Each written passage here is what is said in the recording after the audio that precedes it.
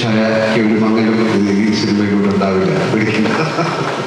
അത്രയും മനോഹരമാണ്. കാരണം ഈ സിനിമയുടെ കുറിച്ച് ഉണ്ണികൃഷ്ണൻ പല പ്രാവശ്യം എന്നോട് സംസാരിച്ചിട്ടുണ്ട്.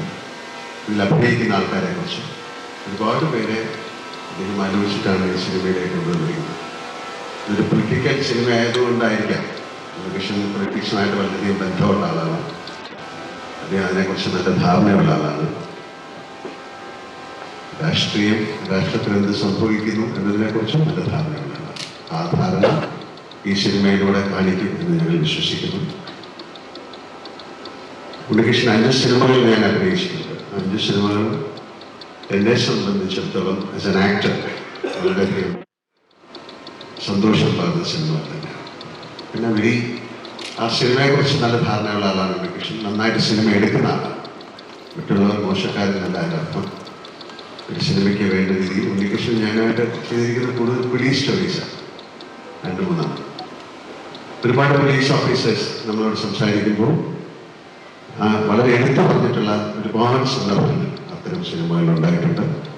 അത് അവർക്ക് മാത്രം മനസ്സിലാകുന്നതാണോ എന്ന് എനിക്കറിയില്ല. പക്ഷേ ഒരു ഇമോഷൻസ്, അവർക്കൊരു പ്രത്യേക മാനസികാവസ്ഥയുള്ള ആൾക്കാരാണ്. ഞാനിപ്പോൾ ഒരു പോലീസ് ഓഫീസറായിട്ടാണ് സിനിമ ചെയ്തുകൊണ്ടിരിക്കുന്നത്. വളരെ വ്യത്യസ്തമായ മാനസിക വികാരങ്ങളുള്ള ആൾക്കാരാണ് പോലീസ് ഓഫീസേഴ്സ്. അവരുടെ അത്രയും ഡീപ്പായിട്ടുള്ള സെൻസിറ്റീവായിട്ടുള്ള ഇമോഷൻസിനെ ടിക്കിൾ ചെയ്യാൻ പറ്റുന്ന ഒരുപാട് മുഹൂർത്തങ്ങൾ സൃഷ്ടിച്ച ആളാണ് ഉണ്ണികൃഷ്ണൻ. പക്ഷെ ബാലചന്ദ്രമേനോൻ അദ്ദേഹത്തിൻ്റെ തുടക്കകാലത്തെ സിനിമകളിൽ ഞാൻ അഭിനയിച്ചിട്ട്, എൻ്റെ തുടക്കകാലത്ത് കേൾക്കാത്ത ശബ്ദം, അതുപോലെ 2 സിനിമകൾ വീടോട്ട് അദ്ദേഹം ഏറ്റവും മനോഹരമായിട്ട് ഈ സിനിമ ചെയ്തു എന്ന് ഉണ്ണികൃഷ്ണൻ എന്നോട് സംസാരിച്ചിട്ടുണ്ട്.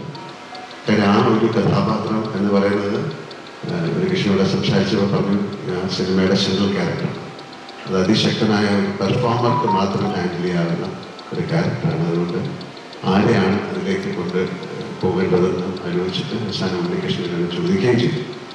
തീർച്ചയായിട്ടും അത് വളരെ നന്നായിട്ട് ബ്രില്യൻ്റായിട്ട് അത് അദ്ദേഹം ചെയ്തിട്ടുണ്ടെന്ന് അദ്ദേഹത്തിൻ്റെ 2 ഷോട്ടുകൾ കണ്ടപ്പോൾ തന്നെ നമുക്ക് മനസ്സിലാകുന്നു.